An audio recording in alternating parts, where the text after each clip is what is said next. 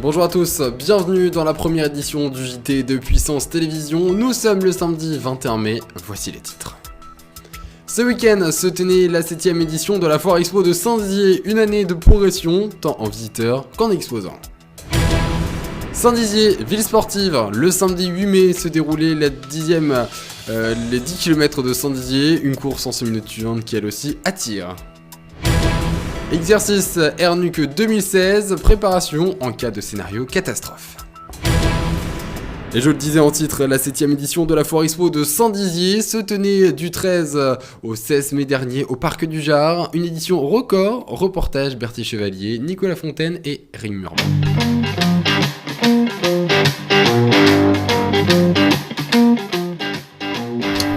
Ce week-end dernier se tenait la 7ème foire exposante de Saint-Dizier. Du 13 au 16 mai, la ville a donc vécu un rythme très particulier.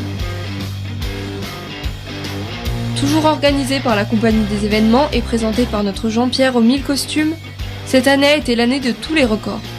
D'abord en termes d'exposants, avec plus de 230 stands proposés au public, puis en termes de visites, dont le record précédent de 20 000 spectateurs a été battu lors de cette nouvelle édition.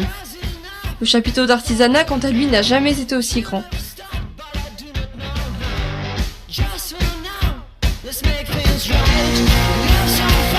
Cette année, plus que jamais, les bragards pouvaient se réjouir avec une foire proposant toujours plus d'animation. En effet, chacun y trouvait son compte, et même les enfants. Beaucoup de loisirs autour des animaux étaient ainsi mis en avant avec des concours de pêche, une journée de la chasse ou encore des spectacles équestres de la compagnie American Way Riders.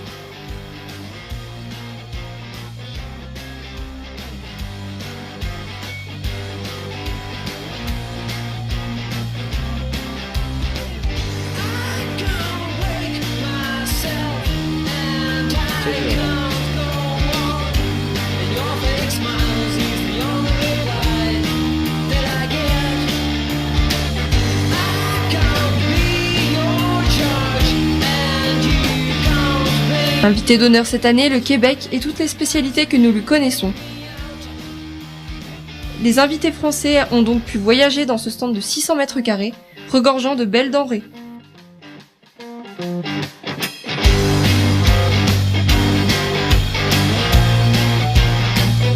Et avec une météo plus clémente que prévu, chacun a pu se ravir et profiter pleinement de cet instant à part qu'offre la Foire Expo, le temps de 4 jours.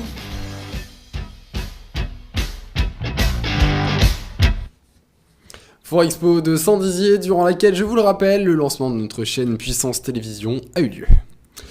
Et ça court à Saint-Dizier, l'édition en semi-nocturne des 10 km s'est déroulée sous le soleil, et avec une grande hausse de coureurs, un reportage signé Baptiste Ney et Lisa Lamorlette. Le samedi 7 mai avait lieu la 14e édition des 10 km de Saint-Dizier. Un événement toujours apprécié par les bragards, en particulier cette année. Alors quelques petits mots sur cette nouvelle édition des 10 km de Saint-Dizier. On est vraiment très content parce qu'une fois de plus le temps est au rendez-vous. C'est pas toujours évident début mai, donc c'est une bonne chose. Et puis la très bonne chose, c'est qu'on a passé les 1000 coureurs. Ça veut dire quasiment 150 de plus que l'année dernière, donc c'est formidable. On a même dû en refuser peut-être 30 ou 40 parce qu'on n'avait pas assez de puces. Du coup, pour l'année prochaine, peut-être essayer de faire plus pour pouvoir accueillir plus de monde, vu le succès. Voilà, pour l'année prochaine, l'idée est d'avoir un peu plus de puces encore pour accueillir au-delà de 1000 et peut-être de séparer les 3 km et les 10 pour faire deux départs différenciés. Maintenant que ça monte en puissance, je pense qu'on peut faire 2 courses différentes. Les festivités ont commencé avec la course des enfants qui ont traversé la rue Gambetta.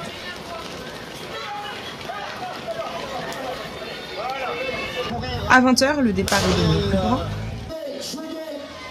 Au bout d'à peine 30 minutes, le premier coureur franchit la ligne d'arrivée. C'est David Tchétcheka-Mwende qui termine en 31 minutes et 49 secondes.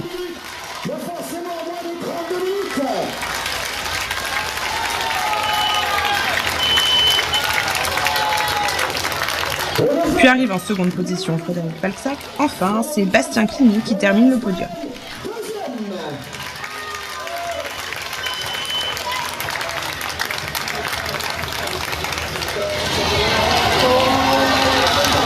Le Costard 635 qui va prendre la 3e place de l'Espagne. Les derniers coureurs, pas déméritants, clôturent cette 14e édition des 10 km de Saint-Dizier.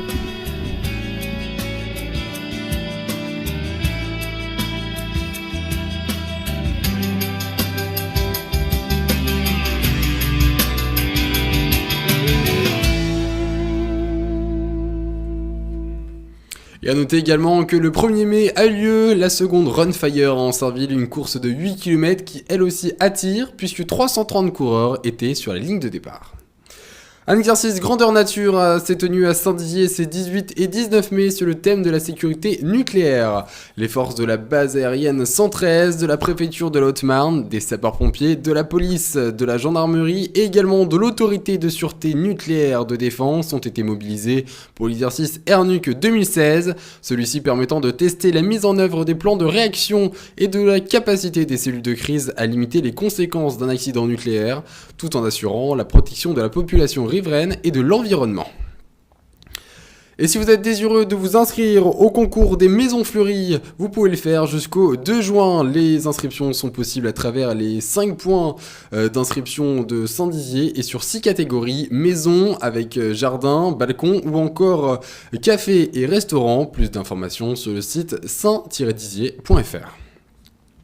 Et si vous êtes fan d'histoire, sachez que Bruno Dumézil, historien français spécialisé dans le haut Moyen-Âge, sera présent pour une conférence lundi à Saint-Dizier, en amont d'une exposition sur l'Austrasie. Merci à tous d'avoir suivi ce premier numéro du JT de Puissance Télévision. Je remercie également toute l'équipe avec qui il permet l'élaboration de ce journal et de ce nouveau média local. Prochain rendez-vous pour le JT samedi prochain. D'ici là, portez-vous bien. Ciao.